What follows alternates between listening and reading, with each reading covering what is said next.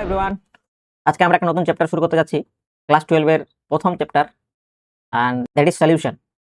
এই চ্যাপ্টারটা এক্সামের পয়েন্ট অফ ভিউ থেকে অনেক বেশি ইম্পর্টেন্ট। এখান থেকে মোস্ট অফ দা এক্সাম, যেমন বোর্ডের এক্সাম হোক অথবা নিট অথবা যেই হোক, এখান থেকে ঠিকঠাক মাপের কোশ্চেন আসে। ঠিক আছে, তাহলে এই চ্যাপ্টারটা একটা গুরুত্বপূর্ণ চ্যাপ্টার, আমাদেরকে এটা ভালো করে বুঝতে হবে।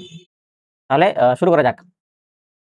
সলিউশন চ্যাপ্টারটা, সলিউশন ওয়ার্ডটা শুনলে আমাদের একটা মানে মাথায় একটা থিঙ্কিং চলে আসে যে নিশ্চয়ই কিছু একটা লিকুইডের মধ্যে বাইরে থেকে কিছু একটা অ্যাড করা, কিছু একটা জিনিস অ্যাড করা হয় এবং যেটা উৎপন্ন হয় সেটা হচ্ছে সলিউশন। এবং মোস্ট অফ দ্য টাইম এই সলিউশনটা ট্রেড হয় বা ফেজ হয় লিকুইড ফেজে, তাই তো? তুমি যদি এরকম ভেবে থাকো তাহলে আজকের ক্লাসে এই ভুল ধারণাটা তোমার চেঞ্জ হবে। ঠিক আছে, কারণ সলিউশন শুধুমাত্র লিকুইড স্টেটেই থাকে এমনটা নয়।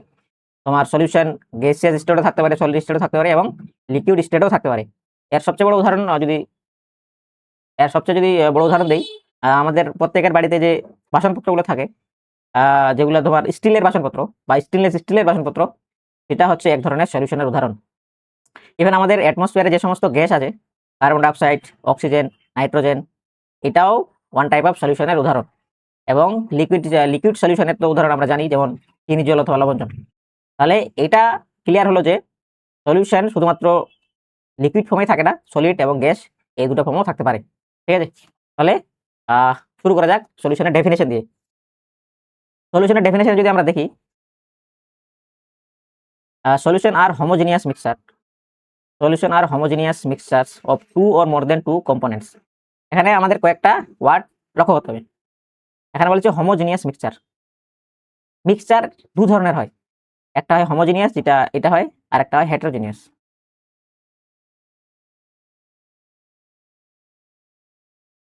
হোমোজেনিয়াস মিক্সচার মানে কি? ধরো নাও তুমি এক গ্লাস জল নিয়েছো এবং এক গ্লাস জলের মধ্যে 1 চামচ লবণ অ্যাড করে দিয়েছো। এবার ভালো করে ওটাকে মিশিয়ে দিল। মিশিয়ে দেওয়ার পর আমি আমার খালি চোখে বা নেকেড আইসে ওই চিনি আর জলটাকে আমি কি মানে ডিফারেন্সিয়েট করতে পারবো? মানে দুটাকে আমি আলাদা আলাদা করতে পারবো? সম্ভব নয়। এই ধরনের সলিউশনকে বলা হয়, বা এই ধরনের মিক্সচারকে বলা হয় হোমোজিনিয়াস মিক্সচার। যেই মিক্সচারটা আমরা খালি চোখে ডিস্টিং করতে পারি না বা ডিফারেন্সিয়েট করতে পারি না, সেই ধরনের মিক্সচারকে বলা হয় হোমোজিনিয়াস মিক্সচার। যেমন জলের মধ্যে যদি চিনি অ্যাড করো অথবা লবণ অ্যাড করো। ঠিক আছে, এবার হেটেরোজিনিয়াস মিক্সচার মানে কি? হেটেরোজিনিয়াস মিক্সচার মানে হচ্ছে যেই মিক্সচারটাকে আমি খালি চোখে সহজেই ডিফারেন্সিয়েট করতে পারবো। তার সবচেয়ে বড় উদাহরণ হচ্ছে, আমি যদি জলের মধ্যে তেল অ্যাড করি, তাহলে তেল আর জল মিশে না, তাহলে আমি খালি চোখেই তেল আর জলটাকে ডিফারেন্সিয়েট করতে পারবো। তাহলে এটা হচ্ছে হেটেরোজিনিয়াস মিক্সচারের একটা উদাহরণ। তাহলে সলিউশন কি বলছে? Solution are homogeneous mixture of two or more than two components. Components মানে একটা সলিউশন, ধরে নাও আমি এক গ্লাস সলিউশন বানালাম, এক গ্লাস জল দিয়ে তার মধ্যে অ্যাড করলাম চিনি। তাহলে যে জলটা আর চিনিটা অ্যাড করা হলো তাদেরকে বলা হচ্ছে কম্পোনেন্টস। ঠিক আছে, এবার যদি আমি তার মধ্যে লেবু অ্যাড করে দিই, তাহলে সেই ক্ষেত্রে 3টা কম্পোনেন্ট হয়ে যাবে। তাহলে এখানে জলটা একটা কম্পোনেন্ট, চিনি একটা কম্পোনেন্ট, আর লেবুটা একটা কম্পোনেন্ট। ঠিক আছে, তাহলে এটা হচ্ছে actual definition of the solution. ঠিক আছে, এবার সলিউশন শুরু করার আগে, সলিউশন তাহলে আমরা কি করে বানালাম? আমি যদি এক গ্লাস জল নেই, বাইরে থেকে ধরো না আমি সল্ট অ্যাড করছি, তাহলে জলের মধ্যে আমি কি করলাম? Add salt. তাহলে এটা হলো সলিউশন। তাহলে এইটা হচ্ছে লিকুইড, আর এবং এই সলিউশন স্টেট কি হবে? লিকুইড স্টেট হবে। ঠিক আছে, এবার আমাদেরকে একটা জিনিস সম্পর্কে জানতে হবে, সেটা হচ্ছে সলিউট আর সলভেন্ট। একটা সলিউশন বানাতে সলিউট আর সলভেন্ট লাগে, মানে একটা সলিউট সলভেন্ট মিলেই সলিউশন উৎপন্ন হয়। তার মানে আমি লিখতে পারি সলিউট অ্যান্ড সলভেন্ট মিলে হয় সলিউশন।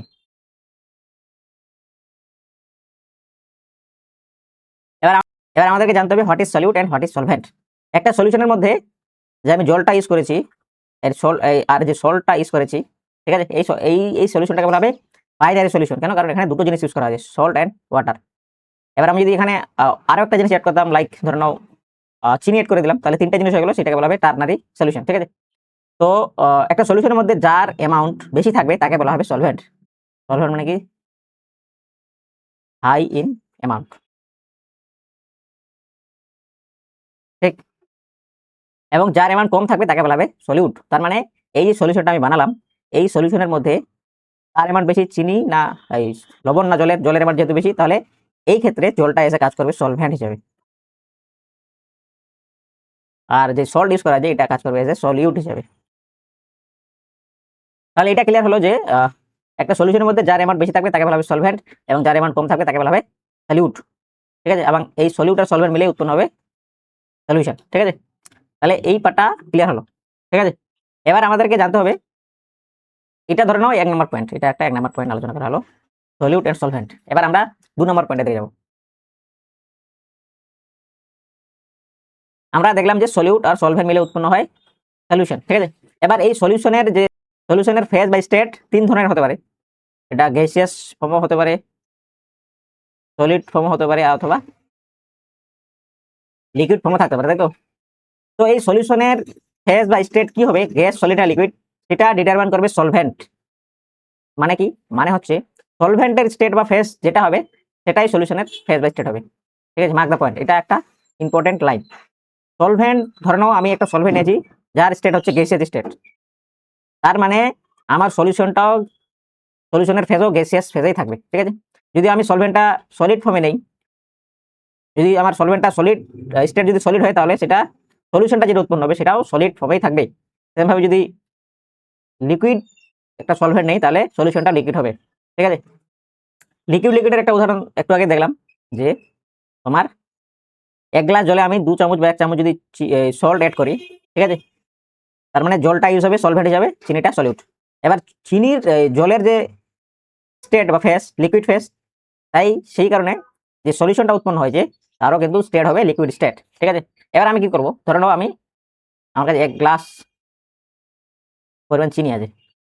ঠিক আছে, এটা চিনি, ঠিক আছে, বা সল্ট। এবার আমি কি করলাম, বাইরে থেকে 2 থেকে 3 চামচ পরিমাণ জল অ্যাড করলাম, তাহলে এটা একটা সলিউশন উৎপন্ন হবে।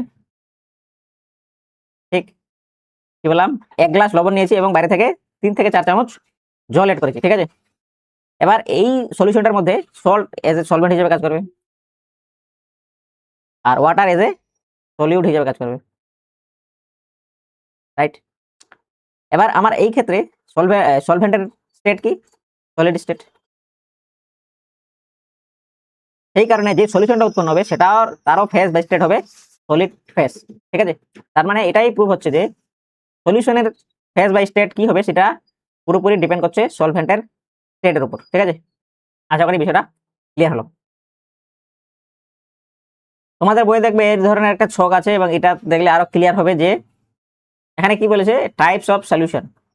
ঠিক আছে, সলিউশনের স্টেট কি, গ্যাসিয়াস স্টেট, সলিউশনটা গ্যাসিয়াস ফর্মে আছে। তার মানে আমার যতগুলা সলভেন্ট আমি ইউজ করব সবগুলাই কিন্তু গ্যাসিয়াস ফর্মে থাকতে হবে, গ্যাস গ্যাস গ্যাস। কেন?